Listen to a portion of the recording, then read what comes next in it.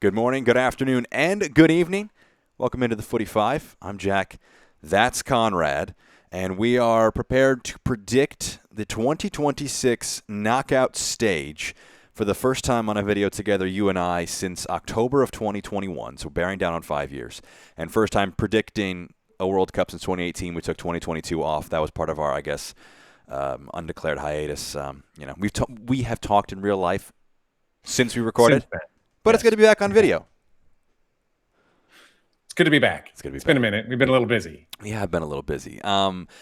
Just kind of for posterity's sake, for ball knowledge sake, seeing where we're at. I tried to do, I don't think you did the group stage predictor where you predict the group stage 1 through 4. Which means I was all right. I was correct. Exactly. 100%. I did all of the groups. I got only 2 groups, 4 out of 4 right. I got at least one team right in each group, but it's a challenge because the third place teams jostle around, and now we have an actual 32 teams. It's about 2 o'clock Eastern time on Sunday of the knockout phase. So when this comes out, South Africa, Canada, the third match we're going to predict here, might have already gone live and started, but our scouts honor, we haven't even looked at the lineups for that match, so it's an honest-to-God prediction of this World Cup. Germany, Paraguay. An interesting, not in sequential order, but in bracket order. An interesting first one to start with for Germany, Paraguay. Paraguay better defensively than I expected them to be, even though they kind of pooped the bed against the U.S. in the first match they played. Germany, I don't know what to expect. Everything changes once Undaf gets on the pitch. Yeah. But Germany should take this. It should be a 3-1, I would think. In my brackets, the one that I made before, I just kind of wanted to be, a black sheep, stand out from the crowd. So I have Germany, before the whole tournament started, I had Germany as my champions, which has not really aged the best. They have not been impressive. Some pieces that I think, if they do well, could look good. And it's going to set up a really interesting round of 16 match. France, Sweden, not to gloss over Germany, Paraguay. I think Germany should take that one. France, Sweden, I think the power that we've seen from France has been too immense. In my opinion, I don't think you're going to disagree, is we're getting a really tasty round of 16 matchup between Germany and France. Way too early for a match that good, but we'll take it. Yeah, I think that's what's going to happen. I think with France, the big worry was, do they have almost too many weapons, which is amazingly somehow a problem to have. But especially in that last match when Norway just kind of said, we're going to rest for the round of 32, France said, all right, we'll take it. Get Dembele in form. Mbappe, I think, is just, in a World Cup, one of the best players to ever play the sport. So that's going to be a good match. We'll go down the round of 32. I think Germany, France, Sweden, yes, they have some weapons. And Isak, Gyökeres. They should be better than they are. They don't make any sense. They win 5-1, and you figure, okay, they're going to be okay on goal difference, and then they immediately get smoked by the Netherlands 5-1. That's Tunisia tax, I think, is they were probably the worst team in the World Cup group stage. And so you have those small weapons, but that would probably be, for a nation probably of as much international pedigree as Sweden, you wouldn't want to call it the upset of the first round if it happens. But if they manage to do it, it probably would be the upset of the first round. Oh, there's no question. Everybody, I think 40% of the world has France winning this whole thing. I think the number was around 35% on ESPN, which is where we're doing this bracket if you want to do a prediction yourself before the World Cup starts. South Africa, Canada. Canada blew the chance to have their first 2 matches in the knockouts be in Canada by falling that final match to Switzerland. But they are rewarded by playing South Africa, which I think is a pretty favorable matchup. 100%. I don't think there's any way Canada doesn't go through here. Jesse March has something to prove. He's trying to make a point of where you should have chosen me, America, but South Africa just aren't good enough. Yeah, I don't think. Yeah, so they lost in that final match 2-1 to Switzerland. South Africa did very well in their group, finishing in second spot after a really bad first match, kind of almost an inverse of Canada where they started slow, kind of came on a bit quicker.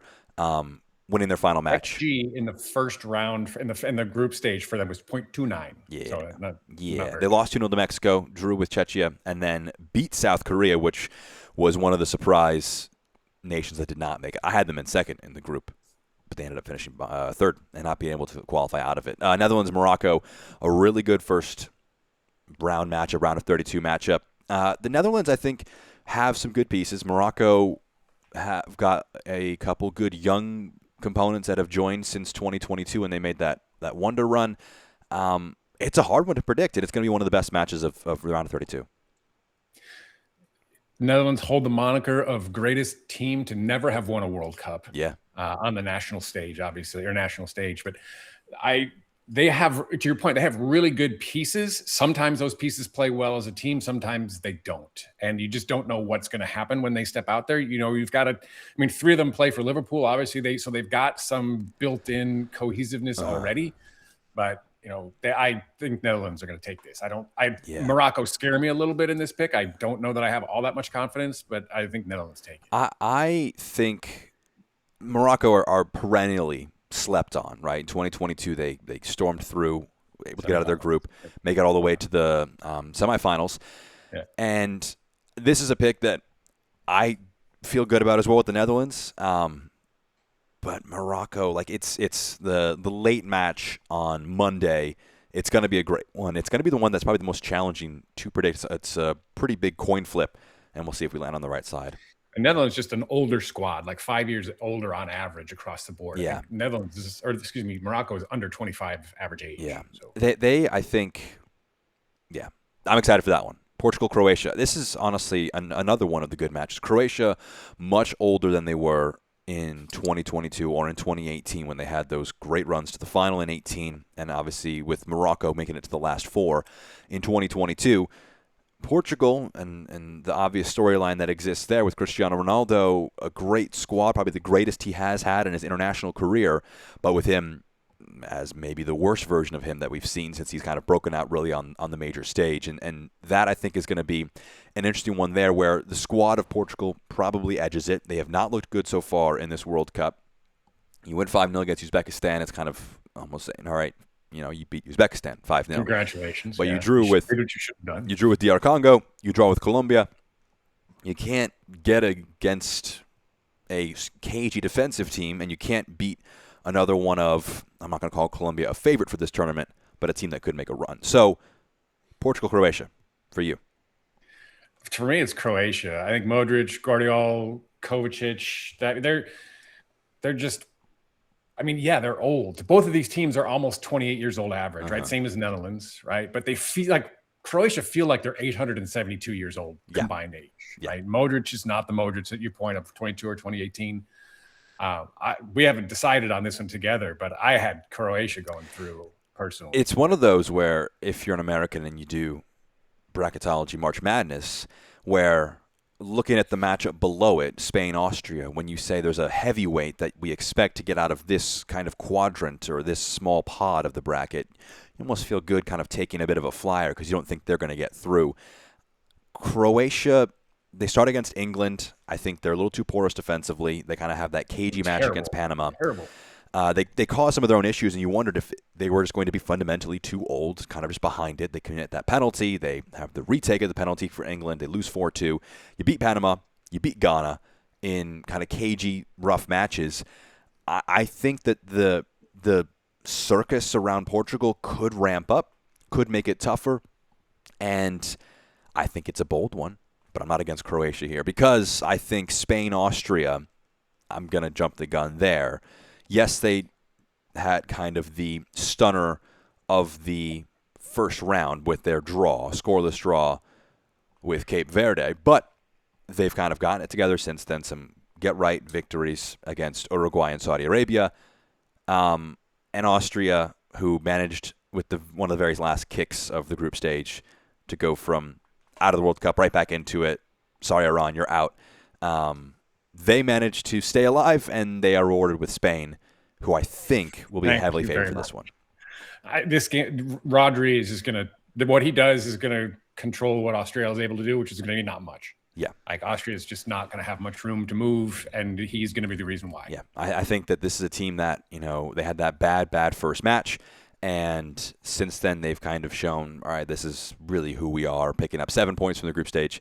They have not conceded a goal yet, which I think the issue against Cape Verde was they couldn't score, but I don't know how many nations haven't conceded yet, but they are one of them. 1-0 win against Uruguay to bump Uruguay last time out. So that's so Austria XG per game is like 0.06. How is that possible? That feels wrong for somehow. That does not seem right. They had, again, If you have not seen that, Oh, there's the last. XGF. Oh, that's goal difference per game. Sorry. There we go. Now I was gonna say that would, because the opportunity they had with the last kick of the game against Algeria was probably a better chance than that. That was, if you haven't seen the highlights, it was the last match of the group stage. Go back, watch that, and see how that 3-3 draw played out. I spoiled the result there, but Austria, of course, advancing to the next round. So that is Croatia-Spain, our projected matchup in the round of 16. Now the bottom half of this quadrant: the United States taking on Bosnia-Herzegovina, Belgium and Senegal. Obviously, as two Americans here, we will have a belief and a more of a rooting edge for the United States. Bias. So I want to ask, first off, with the draw somewhat in mind, what is a successful finish for the United States with the draw they've gotten, with how we've looked so far in the first 3 games? If you had to put that down before we predict these matches, what would be a good U.S. performance? I think if you can get through Bosnia-Herzegovina, which I think they can, I think have a good shot against Belgium, because we don't know who Belgium is anymore. Like, they are so inconsistent. You have no idea who's going to show up. They're in the same boat as Croatia in a lot of ways, in terms of they weren't the golden generation team from 18 and 22. A lot of the same players, minus a lot of the defensive stalwarts. But I think you get to 16, you can beat Belgium, and then you're looking at Spain in the quarters. If you can make it to the quarters, that's amazing. Mm-hmm. If you make it to round of 16, I think you're pretty proud of yourselves. Yeah. I think what Pochettino has done with the team, this is not your father's USA national team. I don't recognize the way this team is playing. That they reverted to form a little bit in the third match against Turkey, but they rotated 9 different guys in, right? So you're expecting to see something a little bit different. Turkey wanted to at least salvage something from the tournament, but I think U.S. getting to the quarters would be absolutely otherworldly amazing. Losing on the last kick of the game against Turkey, if you said that to us a month ago before the tournament started, you're saying, "Ooh, I wonder where that leaves the United States in the group," but I'm not devastated about that. A 98th minute goal to drop a match against Turkey, but then you drop in the context of, you didn't start really any of your major guys. Turkey brought out a few rotations as well, but you were able to get minutes from guys lower down on the roster, avoid any yellow card suspensions, come into this one against, I think, one of the best first match draws. You will play in the United States, pretty much on the West Coast for the rest of the tournament if you're able to keep going. I think the quarterfinals is not the floor, because that feels majorly greedy, but you got to get to the round of 16, and it's got to be competitive in the round of 16. So both of us, I think, wrong button there. That was almost a real just pivot. Do that. All that said, to predict Bosnia and Herzegovina, they will not be a pushover. They're going to be your classic European team. All the buzzwords physical. They're going to make things difficult for the United States. They're going to be, in that hostile United States environment, which I think a factor that I was considering before this World Cup was, what are these crowds going to feel like? Are they going to be the kind of energy and atmospheres that you would need to see for the United States to get a serious boost from it, or would the ticket prices or any other factors around this World Cup going to really kind of bog that down? But the first 2 matches especially, the friendlies before the World Cup, has lifted this team. And I'm very confident, very, very confident. I was very confident for the first 2 group stage matches. Turkey, it's not that I didn't care about it, but you obviously knew that was going to be a bit of a different performance. And I'm very confident about this against Bosnia and Herzegovina. I think the challenge with the U.S. is they haven't beaten a European team in forever. Yes. What is it, 5 years, something like Look, that? This is the time to do it. This is the time to do it. And what scares me about that Belgium match is they got smoked 5-2 in the friendly leading up to, what is that, back in February? That was I think in the March camp. They lost 5-2 to Belgium. The counter argument I'll have for that one will be, I'm trying to see if I can pull it up here. They go into halftime 1-1, and things kind of go away from it a little bit there. But they were hanging in that one against Belgium. I think 5-2 did not fully reflect that match, but that is the potential subplot that will be there if it's Belgium. So I think United States, we're both very confident, and we'll touch more on whoever they face when we get to that round of 16. Belgium, Senegal. I picked Senegal in my bracket. I think Belgium is the kind of the assumptive team that everyone is expecting the United States to face. We faced them in 2014. They are the higher FIFA-ranked team, probably more familiarity with fans who watch the Premier League of this Belgium squad.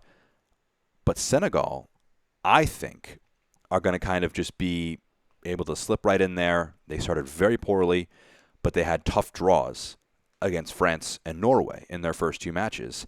Then you have the match against Iraq, and you can lay 5 on them and just get that goal difference bump, and all of a sudden, you're into the knockout round. I have Senegal here. I don't think it's going to be Belgium because, to your point, is we don't know about this Belgium team. This Senegal team, they were AFCON champions. They won on the field. And I think, I'm not going to claim some media narrative here, I think they would be slightly favored in this one. That's why I'm going with Senegal, even though Belgium would be a very interesting rematch. We also played Senegal in one of the pre-World Cup friendlies. So I think Senegal here, personally. I would. It's a coin flip to me. To your point, I think Senegal had a much higher caliber group, and they didn't perform poorly. I mean, 3-1 against France, 3-2 against Norway, losses both. We'll go Senegal. We'll go Senegal. I picked in my personal bracket. I took Belgium, but I didn't have any real conviction around it. In the same way, we're taking Croatia over Portugal because we think the team that they will face in the round of 16 will get through anyways. We got the States going through anyways, so we don't have to worry about Senegal. Well, and that was the second to last team they beat in the preseason tune-ups or in the pre-World Cup tune-up before the Germany match. They beat Senegal 3-2. It was a great match. Exactly. So I think we're about halfway through. We're chugging along here, about 15 minutes into this. So we've got the rest of the round of 32 to predict: 16, quarterfinal, semifinal, final. Brazil, Japan. Brazil, not the Brazil of old. Japan, maybe not quite the Japan of old. They've been an okay. They're tough to play. Tough to play against. This one, I think, might be a sneaky contender for some folks to pick an upset. But I think Brazil, after a draw against Morocco, who you and I aren't giving a ton of credit to, we have them losing to the Netherlands. I do think that they performed the way they were supposed to against Haiti and Scotland, who both were obviously eliminated. But they made very good work with those teams, got their forwards in form. They've conceded just 1 goal against Morocco so far. Japan, I think, will make it difficult for them, but I do think that just cutting-edge difference from Brazil, it still exists. And against the big teams, come the quarterfinals, semifinals, it might expose them a bit, especially in the fullback area. But I have Brazil here. I don't know how you feel about that. I took Brazil as well. I think Japan are very, very good. It's going to be a 1-0, grind it out. It may end up in penalties. Who knows? I could see it going to extra time for sure. Japan just are no fun to match up with. No. And what Brazil, they recovered. I don't know whether they're better or worse with Neymar, to be honest with you. It's an emotional one. Like you exactly. Yeah. So I think that they are neutral to slightly improved with Neymar. And I think João Pedro was very hard done by to be left at home to not bring Neymar along. And I think what does Ancelotti want to get out of this? I'm sorry, keep going. He would have been a bigger contributor than Neymar would have in the group stage especially. But he does not have the emotional boost that it could provide, the unintangible thing that he can bring. So I think Brazil get through this. Japan, they drew with Sweden and the Netherlands. They beat Tunisia heavily, so they have been in really close contests with nations who advanced, and they took out, who we already described in Tunisia as one of the worst teams in the World Cup. 4-0. So 4-0. I think Japan need to prove it here. Brazil, there will be pressure on them, no doubt, but I think I have Brazil here, and they'll face the winner of Ivory Coast, Norway, which is going to be a fantastic matchup. It's two nations who I think you could probably toss that dark horse moniker on both of them before the World Cup, and the fact that they're going to meet here is interesting to see who is going to get a chance to play in the round of 16. The Ivory Coast in 3 competitive matches, a late winner against Ecuador. They fall to Germany in a match they were right in, and then they beat Curacao in that final match to ensure they get 6 points and get this draw. Versus a Norway team that won their first 2 games, a competitive one against Senegal, and they beat Iraq, and then they decided to just rest everybody for that final game against France because, as Erling Haaland put it... I was really looking forward to that, but when you put it as the last match of the group stage... Yeah, when both teams have 6 points, they're both booked up and through. So I think the only analysis I want us to provide on this game is, and this is not to discredit Ivory Coast, who have some wonderfully talented players. It's on a Norway perspective. Does resting everybody in your final group stage match work or not in this game? Yes or no? If you had to guess, does that cause rust or does it cause energy and more tenacity because they had those players rested? Does it work? Well, it depends whether you consider Norway a contender or just a horrendously terrifying one-match game that you have to face and get through. Mm-hmm. Right? I think they, with Odegaard and Holland, you know what you're getting. Right? Holland is just a freak of nature. You're talking back about Belgium. He's like Romelu Lukaku. He's just this enormous human being who can do things that he should not be able to do at that size. I think they're going to be fine. I have Norway going through here. I think it's probably, I could be comfortable 3-1. Ivory Coast, they're roughly the same age, both of these teams, but Ivory Coast has a few younger players playing critical roles who haven't gotten kicked in the teeth before, at least not on the international stage. So I've got Norway going through, I think, reasonably comfortably. Cool. We are not going to break any news about Jan Diomande in terms of being an exciting young profile, but if you watch this match, watch out for him if he's playing on the left wing or the right wing.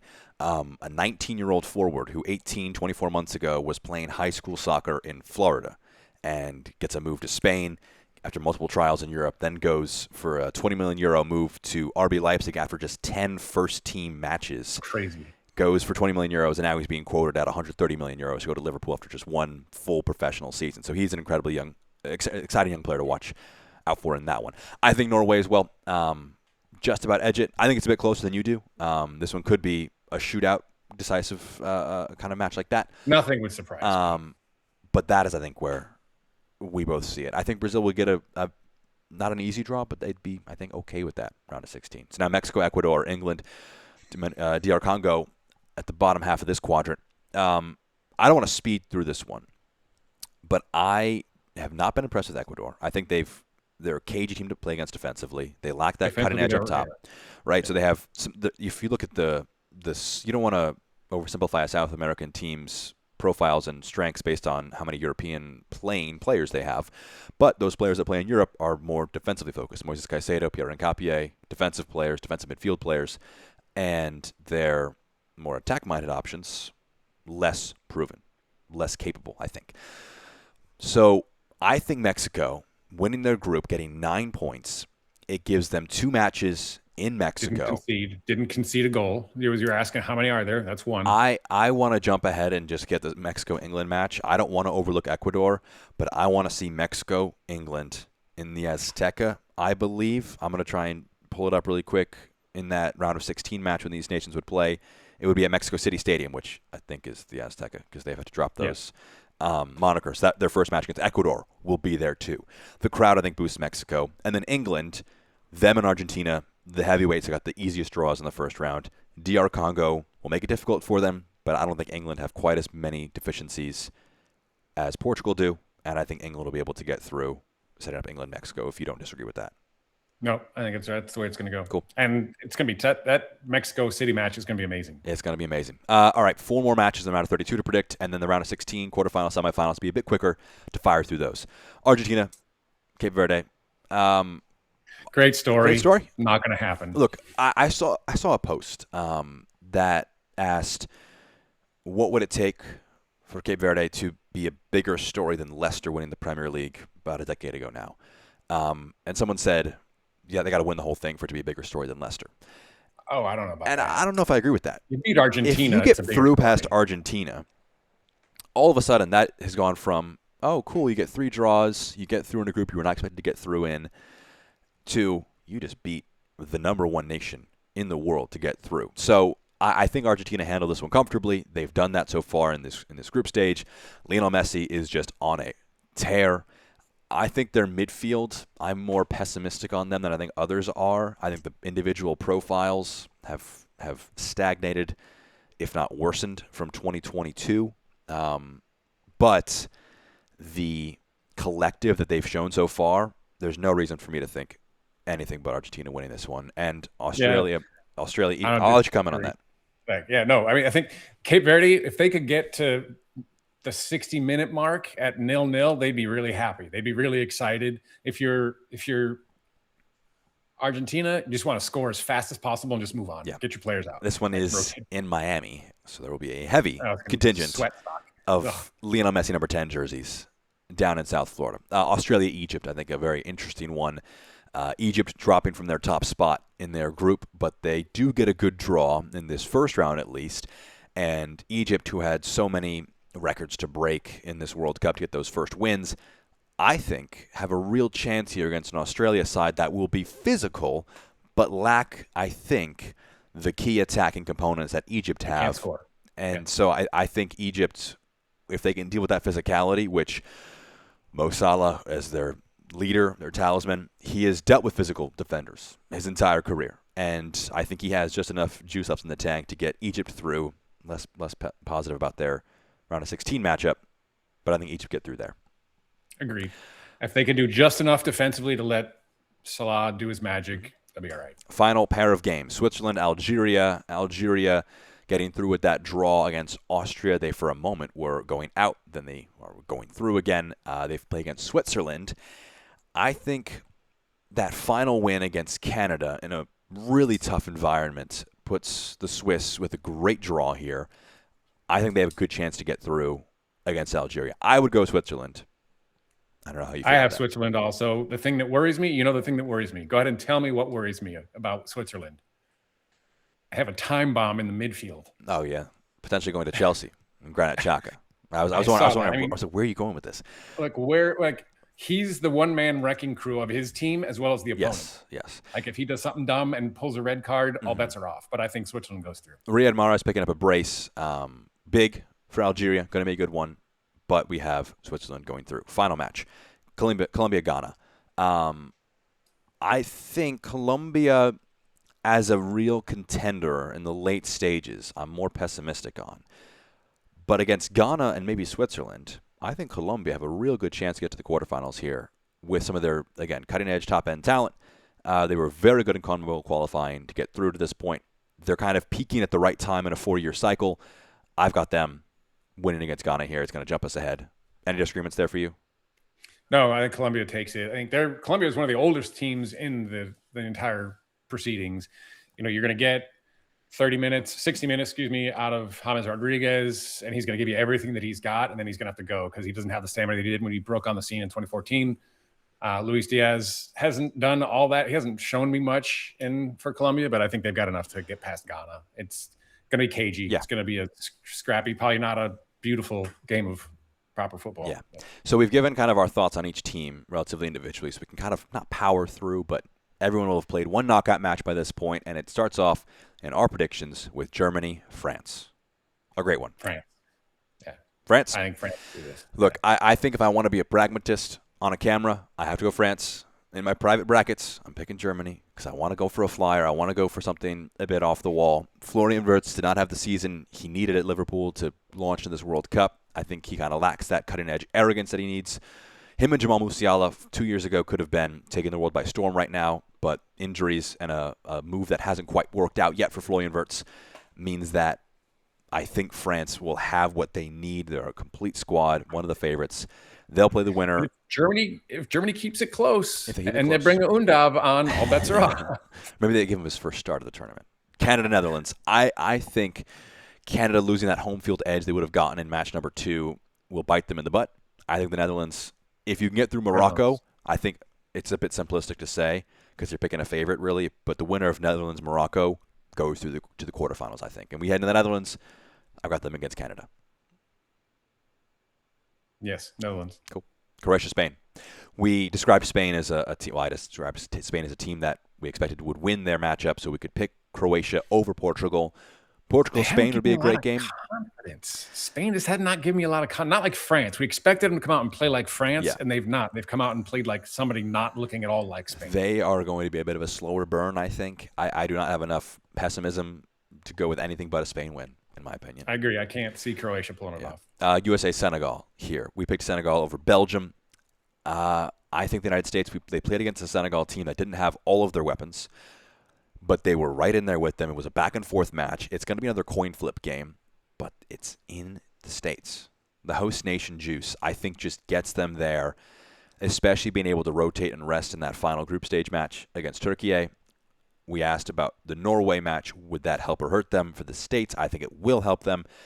I've got the U.S. men's national team beating Senegal here. It's a bit of a homer take, but I expect a quarterfinal not finish, but quarterfinals at least, I think, with this USA squad. Yeah, USA goes through, plays Spain in the quarters. I think that would be a tantalizing, great match. Brazil-Norway. We touched on Norway. I think them in a close one over Ivory Coast. Brazil, maybe a bit more heavily over Japan. I think Brazil, yes, they have not looked like the Brazil of old. We already mentioned that. I think they got a fair draw for these first two matches. Japan-Norway to get to a quarterfinal. You're not hating that, I don't think. I've got Brazil here. I like Norway here. So I think my issue with Norway is not that they don't have experienced talent, but I think this is the first World Cup because they're leading man Erling Haaland. This is his first, I believe, major tournament.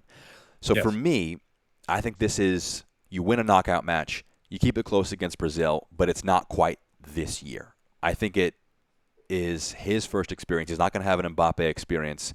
He's not playing for a France, right? So that's entirely fair to say. I've got Brazil narrowly. I don't know if you have a more confident belief in Norway. It's a coin flip. Like this, I mean, it could go 3-1 either way, like after this, but Let's flip a coin then. Heads or tails? well, who's heads? I'll take it. Heads is Brazil, tails is Norway. Sure. All right, flip a coin. Flip a coin. Heads. Brazil? That's what we said? I don't know. All We have to listen back. What did we say? We said Brazil. I don't know how that works. Maybe you just said heads is Norway, and I just pushed Brazil through. But that's what's happening now. And it means they're going to play the winner of Mexico-England, which is at the Azteca. Just an incredible match. I think for me, to look at it through an England perspective, it's England going through a gauntlet of a round of 16 match where you're facing a host nation, in what's going to be just a tough place to play. A mile up. I mean, the elevation is a thing. It's Yes. not. It's going to be hot, and it's hard to breathe in heat. Hard to breathe at elevation. There is possible bias, homerism in this, that I have not been impressed with the Mexico team that have won all three of their matches, but I have not been impressed to the point that I think I should be. A little harsh. But I think England has not impressed either, to be honest. I mean, agree completely, right? Against Croatia, they had a few problems at the back, but they've been able to kind of shore it up a bit. I have England in a just gauntlet of an environment coming through against Mexico. Yeah, I have England as well. I think their fullback situation is not great. I think they, much like the Brazil João Pedro thing, not taking Trent Alexander-Arnold was probably a mistake for England, but I see them going through against Mexico in a very, very fascinating match. Bad year again for Real Madrid, but when Reece James has gone down hurt, missed that last game, he's expected to miss the next one. He might be back for the Mexico match. That might be big because lost Tino Livramento and Reece James, just lacking that fullback depth. So, could be a factor, but we still have England going through. Argentina, Egypt. Argentina. I think Egypt getting to this point will be a very exciting thing. That's the first time they've ever won a World Cup match. Yeah. Never mind advance to the knockout. So good on Egypt. Congratulations. Yeah. Great tournament. Time to go home. Indeed there. Switzerland, Colombia. I think that sets up a comparable matchup. I think Colombia will be very happy with their draw as Ghana. Switzerland, I mentioned it with that first match. I have Colombia as well. We're picking a few favorites here, but I do think that as the tournament will wear on, I think the discrepancy, the gap in talent will expand a bit, and Switzerland are talented. I don't want to discredit them, but I think Colombia will have enough. They're cagier. Yeah, I think they're better. I think they're nastier. You do not want to play them at this time of the year. France, Netherlands. Another great. I mean, look at France's road. They have to go through Germany. They have to go through the Netherlands. Then if they get to the next one and Spain gets through, they have to go through Spain. That is, for a tournament favorite, that is a horrific progression of matches. And it's Sweden in the first round. That is not an easy draw, right? They didn't get a draw like England or Argentina, who I don't want to say those are 1, 2, 3 because probably put Spain in there as well. I think France going through against the Netherlands, if they're getting through Germany, they're getting through the Netherlands. And I think that there are holes with the Netherlands that don't exist with France, and they have just done this, right? They are going to be trying to go for 3 straight finals at a World Cup. It's until somebody proves they can stop them. And I don't think the Netherlands are the team to do that. I think Spain could be the team to do that. And is this the end of the road for the United States? Probably. But I think Michael Elise is going to open up some eyes in this run from round of 32, Yeah. 16 quarters. Yeah. He's already done it. But yes, Spain, I think, takes the United States. It will be the moral victory will be how close is this game. If Spain United States is the draw in the quarterfinals, how close can you keep it in? I think it's going to be in Dallas is where that match would be.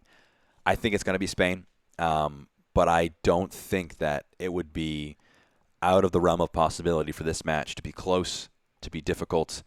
The United States have not played as the underdog really as of yet. They've kind of played toe-to-toe, either having the ball more, and we've kind of seen historically against European nations how that can go.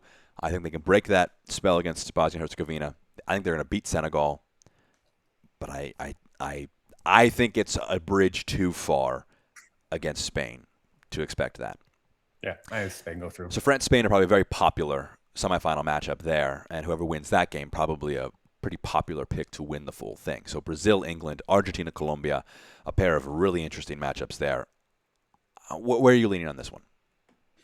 Well, in my bracket, I had England, Norway, but I still had England beating Norway. So I think I have England beating Brazil as well. I just think England's quality has got to rise at some point. And if like Thomas Tuchel can't get it done against a admittedly not as good Brazil side, I don't know what other better path England could have gotten is to get a Brazil club. It's not all that great. Like Brazil, Argentina would be an incredible semifinal match. Incredible. Not gonna happen. But I don't think it's going to happen. I think it will be Argentina over Colombia. I think that lots of familiarity between those two nations, and I think the ease for Argentina is going to be just that they know they've been here before. Colombia haven't. Colombia quarterfinals is a fantastic spot, but I think it sets up. It's a pretty chalky Final Four, I imagine. This is probably a very popular one, but for good reason, right? If I was asked this question, I'm going to ask you. I don't know if I would have an answer. What nation would you give the best chance of breaking this Final Four, which I would guess is probably the favorite Final Four with the odds makers? If you had to pick, how far back do you have to go? You can go anywhere any team. I think the Netherlands and Norway are your confirmed dark horses. I think the Netherlands were probably more favored than Norway was. Norway does not have near the depth of quality that the Netherlands do. But it's one of those two teams because I don't think Belgium are good enough. Croatia they're just going to get tired. Brazil we've talked about. I think it would be the Netherlands is the only team that could show up in that Final Four. And then you're talking about you have to knock off France in order to pull that off. And I just don't see that happening. France are just too good. So, Final Four here. France, Spain, England, Argentina. If I had to expect one dark horse nation, if I'm not going to predict it because it would be sacrilegious to this nation, Senegal, I think, could put it all together at the right moment and be that team that would storm through, could maybe take on Spain, and it could be France-Senegal would be like my roguest pick. But I also had Germany in my brackets, right? So I have Germany winning the whole thing. So I guess I get enough plaudits for picking dumb things. We have France, Spain, England, Argentina. I have my pick in my head. You go semifinals, finals, run through it, and I'll tell you what I differ with you. I had France, Argentina in the final. Okay. I think that England-Argentina match is going to be heartbreaking for the Three Lions. Haven't won since 1966. Sorry, guys. It's not going to happen again this year. Argentina, again, I think it's Messi magic. I did not think he was going to be as good. I think at 2022, he made it sound like that was his last World Cup. All of a sudden, he's back. He's put up 5 goals. Argentina through. And I have Argentina taking France in the final. Okay. So you have... I don't know. Maybe it's sentimental just because I got a soft spot for Messi and what he's trying to do. And that team is just fun to watch. But I don't know if they really have the quality to take France down. I'm leaking confidence as I'm talking about Argentina beating France. I don't. So I have France beating Spain. You have England beating Argentina. I have England beating Argentina, though. I do not think see it, but I don't think we get a 2022 rematch. And I'll tell you why I have England over Argentina. It's in the midfield. We just saw Elliot Anderson make his big money move from Nottingham Forest to Manchester City for to toss the number around, I think 116 million pounds. That midfield three of Anderson, Rice, Bellingham has had problems creating chances.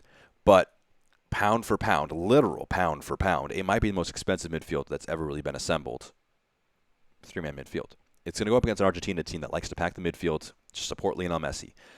Not that England will have the direct answers for Lionel Messi, but I think that it is going to be a hungrier England team versus an Argentina team that know if this doesn't happen, not that you would not be hungry for a World Cup semifinal. If this doesn't happen, the legacies of those players is still secured. Messi is still a world champion. But for these English players, this is everything. This is everything. They're going to die on that field. So I have France. We're in agreement there.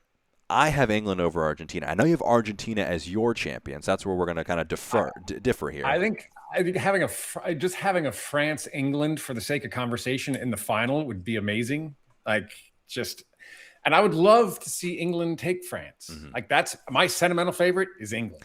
That's who I would love to see win the entire thing. I'm not a believer yet. I am a believer in English heartbreak. So I have France winning against England.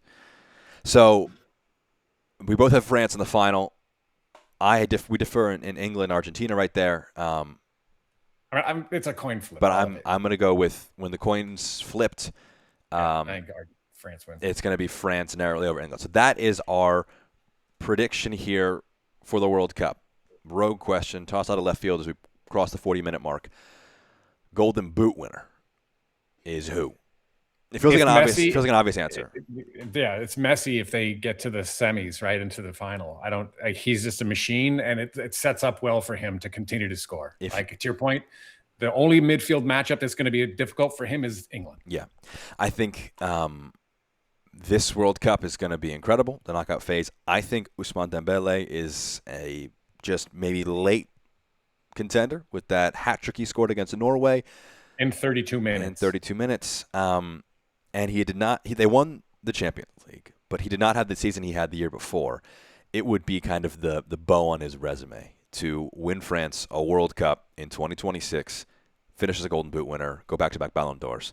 For a player that had a career as up and down as he did, it would be another remarkable high. So, France is our joint champion. Any final words before we get out of here? It's been unbelievable thus far. I think people were concerned about it being watered down, being expanded to 48 teams. I think you wouldn't have had the Curacao story. Nope. You wouldn't have had the Cape Verde story. So overall, you didn't have some great quality matches in the group stage, but there were some absolute heavyweights, wrapping up with the Colombia match last night. But I think it's been a great tournament, and this is a fantastic Final 32. Fantastic Final 32. We have given our predictions here. It is about 10 minutes at the time of recording until the World Cup knockouts officially begin. Everybody enjoy it. Soak it up. Go Canada. It's Go Canada. 4 more years until the next one. And for us, quite a long time until the United States will host another World Cup again. But this has been Best Guess for the round of 32 and beyond in the World Cup. For Conrad, I'm Jack. This has been the Footy 5. We'll talk to you soon.